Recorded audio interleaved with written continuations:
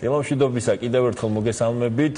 ჩვენი მეორე თემის დროა ჩვენს ეთერში ბავშვთა და ახალგაზრდობის განვითარების ფონდი დღეს 2013 წლის მეორე საგრანტო კონკურსს აცხადებს ახალგაზრდული ორგანიზაციებისთვის. რა არის კონკურსის მიზნები და ვის შეუძლია მასში მონაწილეობა და როგორ უნდა დაიწეროს პროექტი სწორად?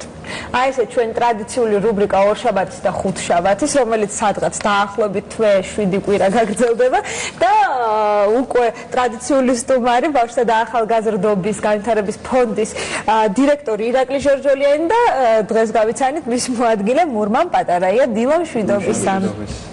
ესე იგი პირველი კითხვა გვექნება რომ რა ვადებში უნდა ჩაეტიონ მსურველები რა ფორმით და როგორ უნდა მოგაწოდონ პროექტები. გიბატონო მოგესალმებით დილამშვიდობისა. დღეს ცხადდება ბავშვთა და ახალგაზრდობის განვითარების ფონდის 2013 წელს გამოცხადებული საგრანტო პრიორიტეტების ფარგლებში მეორე საგრანტო კონკურსი, რომელიც საკმაოდ საინტერესო წარი მართა და იმართება, როგორც მოგეხსენებათ, პირველი კონკურსი საკმაოდ წარმატებული იყო. ჩვენს ახალგაზრდებს, არასამთავრობო ორგანიზაციის წარმომადგენლებს ექნებათ საშუალება დაწყებული დღეიდან დამთავრებული 20 ივნისის ჩათვლით გააკეთონ განაცხადები და შეუძლიათ მოასწრონ ახლა და დაარეგისტრირონ ორგანიზაცია თუ ჯერ არ აქვს. შეუძლიათ, იმიტომ რომ ორგანიზაციის რეგისტრაცია სულ რაღაც რამოდენიმე საათის პროცედურაა. აი, ისტორიას გამოცდილებას ორგანიზაციის. იცით როგორ არა აქვს მაგას საკმაო მნიშვნელობა, თუმცა ფონდი მოწოდებულია იმისკენ, რომ იმ ახალგაზრდებს დაეხმაროს, რომელნიც ასე თქვა დამწყებები არიან და ეხლა იწყებენ კონკრეტულ აქტივობებს და არა ისეთ გამოცდილ არასამთავრობო ორგანიზაციებს, რომელსაც უკვე საკმაოდ სერიოზული ბრუნვა აქვს, როგორც ფინანსური თვალსაზრისით, საკმაოდ სერიოზული ბექგრაუნდი აქვს. აი ესე იგი ორი კვირა გვაქვს იმისთვის, რომ დავიწყოთ თუნდაც ახლა მოძრაობა თუ კარგი იდეა გვაქვს და ახლა გავარკვევთ როგორი იდეები გვჭირდება ამ პროექტისთვის, რომ დაგვაფინანსოთ. პირველ რიგში კიდევ ერთხელ დიდი მადლობა იმ ექსკლუზიური უფლებისთვის, რომელიც გულისხმობს ჩვენი ორგანიზაციის საქმიანობის შესახებ საზოგადოების გაცნობას, თქვენი ტელევიზიის მეშვეობით. ჩვენ მას შემდგომად შევუდექით უფლებამოსილებას ბოლო 6 თვის განმავლობაში, კონკრეტულად გადაიდგა მნიშვნელოვანი ნაბიჯები ორგანიზაციული განვითარების თვალსაზრისით და ამ კუთხით ჩვენ გარდა იმისა, რომ მოვიპოვეთ პირველი საერთაშორისო გრანტები და კონკურსის წესით ავიყვანეთ თანამშრომლები, შევიმუშავეთ ის პრიორიტეტები, რომლის პრიორიტეტების ფარგლებშიც ახალგაზრდებმა უნდა შემოიტანონ პროექტები. ეს არის პირველი ადამიანის უფლებები და ცხოვრების პირველი ადამიანის უფლებები, მეორე გარემოსდაცვა ცხოვრების ჯანსაღი წესის პოპულარიზაცია, მესამე კულტურულ საგანმანათლებლო ღონისძიებების უზრუნველყოფა, მეოთხე უშუალოდ საერთაშორისო ურთიერთობები და მეხუთე ახალი ერთგვარი ინოვაცია, ეს არის სოციალური მეწარმეობის დანერგვა გამომდინარე იქიდან რაც გულისხმობს კონკრეტულად პირველი სტარტაპის ხელშეწყობას იგივე ბიზნესის განვითარების კუთხით, ვინაიდან მოგეხსენებათ აღმოსავლეთ ევროპის და არა მარტო აღმოსავლეთ ევროკავშირის ის სახელმწიფოები, რომლებიც სრულუფლებიანი წევრები არიან, იქ არსებული არასამთავრობო ორგანიზაციები ძირითადად აღარ არიან დონორ ორგანიზაციებზე მაინც და მაინც ორიენტირებული და გადასული არიან სოციალურ მეწარმეობაზე და ამ კუთხით იგივე რეგიონებში თუ მაგალითად ორგანიზაციები ერთგვარად მთლიანობაში საზოგადოებას სჭირდება, რომ იქცეს თვითმმართველ ორგანიზმად, ანუ აქტიური მოქალაქეობა არის ის, რაც უზრუნველყოფს მათ სამოქალაქო. თუმცა სოციალური მეწარმეობა ბიზნესისგან განსხვავდება იმ კუთხით, რომ ანუ ამას აკეთებენ არა კონკრეტულად ბიზნეს სუბიექტები, არამედ აკეთებენ არასამთავრობო საზოგადოებრივი ორგანიზაციები და ამას ბიზნესი არ ქვია უხეშად რო ვთქვა. სწორედ ამიტომ ქვია სახელი მიზანი არის მოწყვლადი ჯგუფების ჩართულობა ერთი, მოგების ნახვა მხოლოდ იმ კუთხით, რომ შენი საზოგადოებრივი საქმიანობა შეინარჩუნო, იმიტომ რომ მოგეხსენებათ ნელ-ნელა ფონდები გადიან უკვე საქართველოსთან, იგივე საერთაშორისო წარმომადგენლები და ასე შემდეგ. მუდმივად სულ დოტაციაზე და ასე თქვა სულ დონორები ვერ იქნებიან, ცხადია ხო, ვერც ევროკავშირი, ვერც ამერიკა. ამიტომ იგივე ეს პერიოდი ევროპამ სხვათაშორის კარგ ხნის წინ გაიარა, ეს არასამთავრობო ორგანიზაციები გადადიან უკვე თვით რეალიზაციაზე, ანუ ქმნიან რაღაცა სიტყვაზე პროდუქტს, რომლისგანაც იღებენ კონკრეტულ ბენეფიტს იმისათვის, რომ შეინახონ ორგანიზაცია, შეინახონ სტაფი და შემდგომ ისევ თავიანთ საზოგადოებრივი საქმიანობა გააგრძელონ. რა თქმა უნდა, მოგებას ნახულობენ, მაგრამ სხვადასხვა ჯგუფების ჩართულობით, მაგალითად ერთ მაგალითს მოვიყვანთ, დავითიანი დავაფინანსეთ, ესეთი ორგანიზაცია არის, საპატრიარქოს ახალგაზრდული ორგანიზაცია, რომელმაც ყოფილი მსჯავრდებულები ჩართო პროცესში და რას ნიშნავს, რომ ჩვენ მანქანადანადგარები დაზგები შეუძინეთ პროექტის ფარგლებში, სადაც მინანქარი, ხეზე კვეთა, იგივე ვერცხლის დამუშავება შეუძლიათ, ისინი ამათ საპატრიარქოს მაღაზიაში შემდგომ რეალიზაციას გაუკეთებენ, მაგრამ ამავდროულად ასწავლიან ყოფილ მსჯავრდებულებს.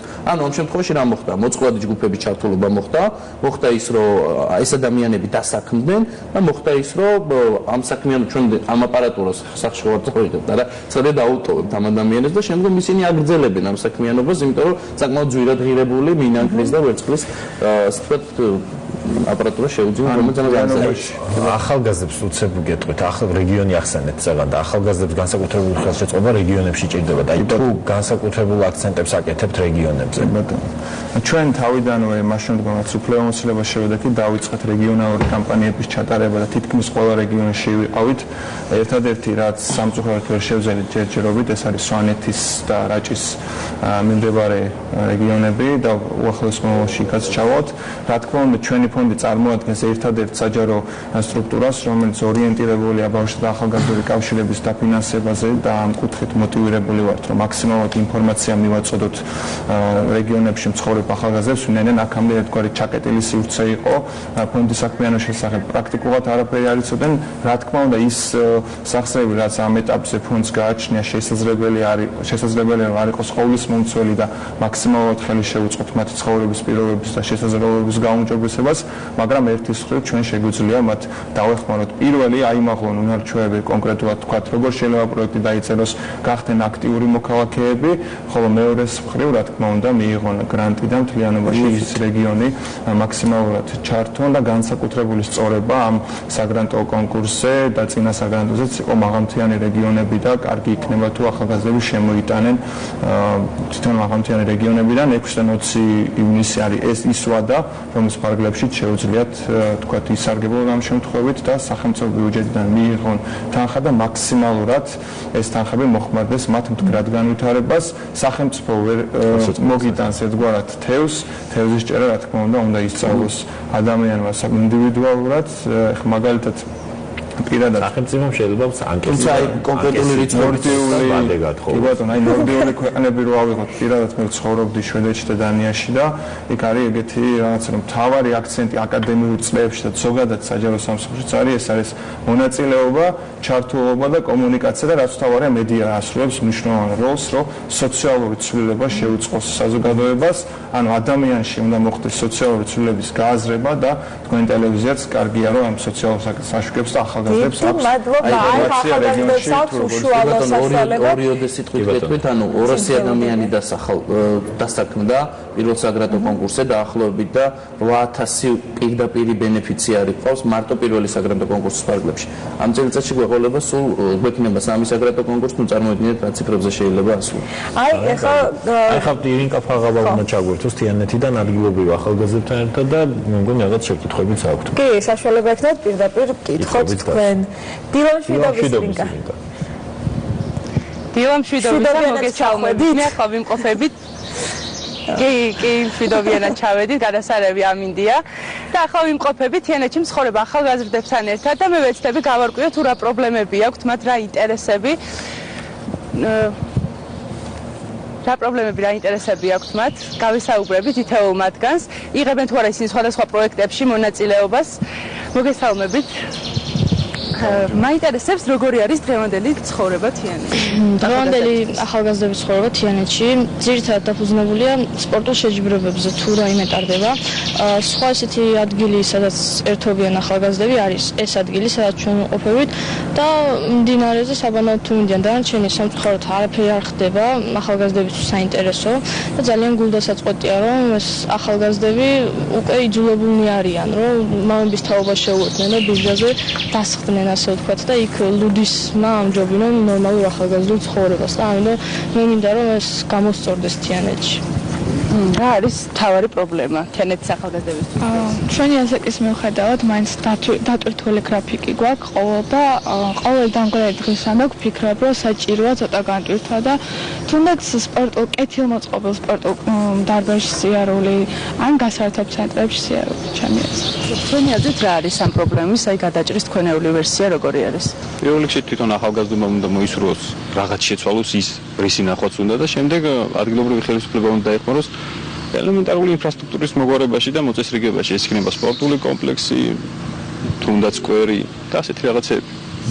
ეხლა ახალგაზრდობისა და ახალგაზრდობის განვითარების ფონდი აცხადებს უკვე მეორედ საგრანტო პროექტს და თუ იცით ამის შესახებ და თუ აპირებთ შეტანას უპირველეს ყოვლისა მინდა რომ დიდი მადლობა გადაუხადო ბავშვთა და ახალგაზრდობის განვითარების ცენტრს რომ მოგვეცა საშუალება მიგვეღო მონაწილეობა არსებულ პროექტში ვინაიდან არსებული პროექტი იქნება ჩვენი შესაძლებლობების სპეციალიზების საშუალება და გარდა ამისა ბუნებრივია ვაპირებ მიიღო მონაწილეობა მე ვფიქრობ რომ დავწერო პროექტი საჯარო სკოლებში მმართველობის განვითარების შესახებ ვინაიდან გარკვეულწილად წაახალისებს თიანელ ახალგაზრდებს და მათი როლი უფრო გაიზრდება თიანის განვითარებაში წარმატებებს გისურვებთ თქვენს პროექტში ახლა კი როგორც ვიცი დილის გადაცემაში ყავს თუმრად ბავშვთა და ახალგაზრდობის განვითარების ფონდის დირექტორი და მისი მოადგილე და თქვენ პირდაპირ ეთერში შეგიძლიათ მათ კითხვები დაუსვათ და ჩართვის შემდეგ მიიღებთ მათზე პასუხებს შეკითხვა მე მაინტერესებს იმ თიანელ ახალგაზრდებს რომელსაც არანაირი გამოცდილება არ აქვთ პროექტის დაწერისა რაიმე რეკომენდაციას ხომ არ მისცემენ 1-2 სიტყვით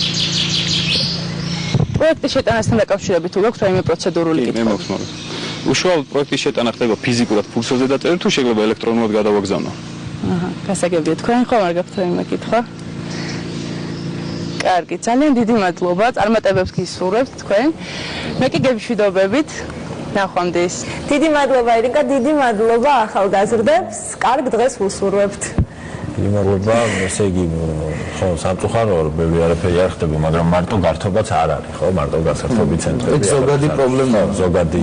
ნუ ახალგაზრდა იმაზე ხვდები ისაკლიათ, რომ რაღაც ახალგაზრდები რო შეიკრიბონ, ცოტა რაღაცა კარგი გარემო რო ქონდეს. ხო, ნუ კიდე ამის გარდა ტრეინინგ ცენტრები, თქვა კურსები, დისკუსიის კლუბები. ანუ სწორი რამე თქვა ახალგაზრდამ თიანეთიდან, ანუ თავარია პირველ რიგში შენ გინდოდეს რამე შეცვალა. ბიოლოგში რა თქმა უნდა ამას მე შემდგომ დაჭირდება იგივე ხელისუფლების დახმარება როგორც ადგილობრივი ისე ცენტრალური მხრიდან თუმცა მონდომება არის ძალიან მნიშვნელოვანი ხშირად არის სურვილი მაგრამ არ ვიცით როგორ გავაკეთოთ აი თუნდაც კითხვა პროექტი რა სახით უნდა დავწეროთ რა მერჩევები თუ გაქვთ აი ამბობდით ხო თქვა ჭირდებათ ამის ტრეინინგებიც რომ ისწავლონ პროექტის წერა ჩვენი უშუალო სურვილი გვაქვს რომ ფონთან არსებული ტრეინინგ ცენტრი შეიქმნას თუმცა სანამ უშუალოდ ამის რეალიზაციის შესაძლებლობა გვექნება არსებობს შესაძლებლობა იგივე პროექტის წერის უნარჩვევები როგორ შეიძლება განვითარდეს ყველაფერი მითითებული არის იგივე ჩვენი საიტის ვებგვერდზე ეს არის 3.fondi.g ამჯერად გადავდივართ ახალ საიტზე fondi.gov.g თუნდაც რეკომენდაცია იქნება ის რომ არსებობს საკონსულტაციო დღეები საგრანტო კონკურსის ფარგლებში და ჩვენი თანამშრომლები მას მაქსიმალურ ინფორმაციას მიაწვდიან ან ტელეფონით არის შესაძლებელი ყველაფერი არის შესაძლებელი როგორც ინტერნეტით ასევე ფიზიკურად და ამავე დროს შეუძლიათ ჩამოვიდენ და გავისაუბროთ ეს ერთი მეორე არის რომ ახალი სისტემა დავნერდით ელექტრონულ მიღების თვალსაზრისით კერძოდ ადრე იყო ესეთი პრეცედენტი რომ პირდაპირ ჩამოდიოდნენ რეგიონებიდან რიგები იდგა ფონდში თუმცა როგორც დავამკვიდრეთ ევროპული სტანდარტი და ელექტრონული მეშვეობით იქნება აპლიკაციის შევსება მხოლოდ რეგიონის ახალგაზრდებისთვის ვინაიდან უშუალოდ მაღალმთიან რეგიონებიდან რთულია ტრანსპორტირება და თბილისში რა თქმა უნდა მცხოვრები ახალგაზრდებისთვის პირდაპირ ელექტრონული იქნება ფიზიკურად არ შეეძლებათ მიღება მათ შეეძლებათ როგორც ფიზიკურად ჩამოვიდნენ ასევე ელექტრონულად გამოგზავნონ აი ესეთი ინოვაცია იყო და მისამართი შეგიძლიათ თქვა რა მისამართზე აგზავნონ შეუძლიათ გამოგზავნონ gov.g არის ჩვენი ახალი საიტი რომელიც დღეიდან შევიდა ფუნქციონირებაში რომელსაც აქ ონლაინ აპლიკაციის ვერსია და შესაბამისად ჯერ უნდა დარეგისტრირდეს უნდა გაიარო რეგისტრაცია შემდგომ უნდა გაიარო ავტორიზაცია და პარალელურად გააკიმის საშუალება რომ პროექტი წერაუნდრულად ერთი კაი ფუნქცია აქვს ამ ასე ვთქვათ ვებგვერდს შეგიძლია რამოდენიმე დღის განმავლობაში ანუ პროექტი არ არის სავალდებულო ერთ დღეში დაწერილი და უცებ გადააგზავნო შენახვის ფუნქციაც გააჩნია ასე ვთქვათ წერის პროცესში და შეგიძლია დახვეწო დაამუშაო და შემდგომ საბოლოო ვარიანტი გამოაგზავნო მე ვფიქრობ რომ ანუ ეხა მუშაობა მიდის ერთი რამ მინდა თქვა განსაკუთრებით რეგიონში ცხოვრები ახალგაზრდებისთვის იმიტომ რომ რაც თიანეთელმა ახალგაზრდებმა დააყენეს რა პრობლემაა ეს პრობლემა არის ზოგადი და კი ყველა რეგიონში არის დაწყებული თიანეთიდან დამთავრებული რა ვიცი გამეგრელეთი. მთავარი არის ის, რომ რეგიონალური წერტილები გაჩნდეს ადგილზე. ანუ ჩვენ აქ ცენტრიდან რაც არ უნდა ჩავიდეთ, ერთი დღით ვესაუბროთ, ჩავდივართ და აი კითხვა რო დასვით, რომ როგორ უხსნითო. ონლაინ ვერსიაც გვაქვს, ყველაფერი ჩავდივართ და ჩვენ თვითონაც უხსნით, რომ ყოველთვის არ არის ხა იმის შესაძლებლობა ადამიანი ადგილზე ჩავდივართ და იგივე ამისთვის გამოგვიყენებია დემოკრატიული ჩართულობის ცენტრები, ადგილობრივი მუნიციპალიტეტები, უნივერსიტეტები. რა თქმა უნდა, ადგილზე უხსნით ამ ყველაფერს, არ არის საკმარის, იმიტომ რომ არ არის მოცულობით, ამ შენ ვერ გაჯდები და ორი კვირა ყველა ახალგაზრდას ვერ მიიღებ, ხო? იმიტომ რომ ზოგს ინფორმაცია არ უნდა. ამიტომ ადგილზე უნდა გაქცეს და ევროპაში ძალიან ბევრი მაგალითია, მე უშუალოდ ვარ ნამყოფი და ასე ვთქვათ, რამოდენიმე ევროპის ახალგაზრდული, რამოდენიმე ქვეყნის ახალგაზრდული ცენტრები მინახავს. სწორედ ესეთი სახელებია. აი ახალგაზრდებო კიდევ ერთი იდეა პროექტისთვის შეგიძლიათ რომ სწორედ ამ თემაზე შემოიტანოთ. ვერ გაწუდება ამ სამწუხაროდ ჩვენი ბიუჯეტი, ამ სამინისტრო მუშაობს თავიდან ბოლომდე როგორც ფონდი, ასევე უშუალოდ სამინისტრო იმაზე რომ წერტილები გაჩნდეს, სადაც ახალგაზრდებს ექნებათ საშუალება ინტერნეტთან წვდომის, გართობის, შემეცნების, ბიბლიოთეკის, ანუ ეს არის კომპლექსი. მაგალითად სტრასბურგის ახალგაზრდული ცენტრი, იგივე ბუდაპეშტის ახალგაზრდული ცენტრი და სხვა ქვეყნის ახალგაზრდული ცენტრები, სადაც აი ცხოვრება აბსოლუტურად ყველაფრის საშუალება გაქვს. იგივე შეზღუდული შესაძლებლობების მქონე ადამიანებს შეუძლიათ რომ მიიღონ აბსოლუტურად ყველა პროცესში მონაწილეობა და თავიდან ბოლომდე ადაპტირებულია ეს ცენტრები. თავენ სახელოსნოებით და არ ვიცი, ყველაფრით უზრუნველყოფილი. ეს არის, ყოველ შემთხვევაში მიმსგავსებულ მოდელზეც მაინც უნდა ვიმუშაოთ, რომ ეს ცენტრები გაჩნდეს. და ეს არ არის საჭირო, რომ მუდმივ დოტაციაზე ყავდეს, ასე ვთქვათ, სახელმწიფო ბიუჯეტზე მობმული, შეიძლება ამის ისე მენეჯმენტის აწყობა სწორად, რომ თვით დაფინანსებაზეც გადავიდეს. ეხლა ჩვენ მუშაობთ დონორ ორგანიზაციებთან, საქართველოში, რომელიც საერთაშორისო ორგანიზაციაც მუშაობს ახალგაზრდებზე, ყოველას ყრიბავთ უახლოეს პერიოდში სამინისტროში, გავუკეთებთ რუალმა გიდას, სადაც ერთობლივად სამინისტრო დააყენოს პრობლემას, თუ რა ჭირდება დღეს ახალგაზრდებს. და ერთადერთი თუ გვინდა რეგიონალური თემა წამოვწიო და იქ ახალგაზრდებს მივცეთ საშუალება, რომ ადგილზე მიმაგრდნენ, ყოველას თბილისისკენ არ უწევდეს გული და იქ შედგეს პროცესი. ეს კარგი იქნება, იმიტომ რომ ახალგაზრდების ადგილზე შიდა მიგრაციის ხო, რა თქმა უნდა, ძალიან სერიოზული პრობლემაა შიდა მიგრაცია ხა. იგივე სვანეთში, თუშქშავ ხევსურეთში, შაქრში პრაქტიკულად მუზეუმია, ცოცხალი მუზეუმია და როცა რომ გინდა და თბილისში წამოსვლა, მანამდე ცხოვრება ხო გინდა. არა, ხო, მაგას ვამბობ, რომ კარგი იქნება შეუწყობს ხელს იმას, რომ ახალგაზრდები აღარ დაიწყებენ ხოლო თბილისზე ფიქრს, რომ თბილისში ჩამოვიდნენ. ეს იქნება მიმაგრების ერთ-ერთი საუკეთესო საშუალება, რომ ადგილზე ჩართავ პროცესში. აი დრო თითქმის აღარ გვაქვს, აღარ გვაქვს, მაგრამ მაინც თქვენ თქვით რომ ვერ გაწუდება ბიუჯეტი თქვათ წერტილოვანი ცენტრების ჩამოყალიბებას. დაახლოებით პროექტი რა თანხას, აი ყველაზე ზედაზღვარი რა თანხაზე მთლიანობაში ჩვენ ორიენტში და დათქვა არის, რომ დაახლოებით 20,000 ლარი იქნება პირველადი ესეც სუბსიდია, თუმცა რა თქმა უნდა სათათბირომ შესაძლებელი არის მეტი თანხაც გამოყოს და მისცეს პირველი ნაბიჯების გადადგმის შესაძლებლობა ახალგაზრდებს. ჩვენი დევიზი არის იყავი აქტიური, მიიღე მხარდაჭერა და აქტიური მოქალაქეობა, რა თქმა უნდა, ხელს შეუწყოს ჩვენი სამოქალაქო საზოგადოების ფორმირებას და აქვე ვისარგებლობთ შემთხვევით ჩვენ გავიარეთ ევროპის მოხალისეობის სამსახურის აკრედიტაცია, შეგვიძლია გავგზავნოთ როგორც ახალგაზრდები, ისევე მივიღოთ ევროპიდან, მიიღონ გამოცდილება ორგანიზაციული საქმიანობის, გავაფორმოთ მემორანდუმი UNICEF-თან, ამერიკის მშვიდობის კორპუსთან და მთლიანობაში ძალიან ბევრი საინტერესო ინიციატივა და idეები გვაქვს და საზოგადოება ძალიან მალე გაიგებს და დარწმუნებული ვარ, ფონდის საქმიანობაც იქნება ცნობადი და ახალგაზრდების ისარგებლება ამ შემთხვევაში. ეს 300,000-ია ბიუჯეტი მთლიანი. ძალიან დიდი მადლობა წარმატებები დეტალები. ევროპასაც დარწმუნებული ვარ, რომ ის როგორ მდგომარეობაში დღეს ევროპული ახალგაზრდული ცენტრებია, დიდი დრო დაჭირდა და ჩვენც ახლა თუ დავიწყებთ და სწორად წარიმატებთ ყველაფერი, ალბათ მოვა შედეგი, შეიძლება 1 წელიწადში, 2 წელიწადში არა, მაგრამ 5 ან 10 წელიწადში იქნება. კარგი, მაგრამ დეტალები უკვე ვებგვერდზე შეგიძლიათ ნახოთ და ახლა ჩვენ დიდი მადლობა წარმატებები ორშაბათს გავიგებთ კიდევ სხვა პროექტების შესახებ. აი, მორი წარადგინე. მიდი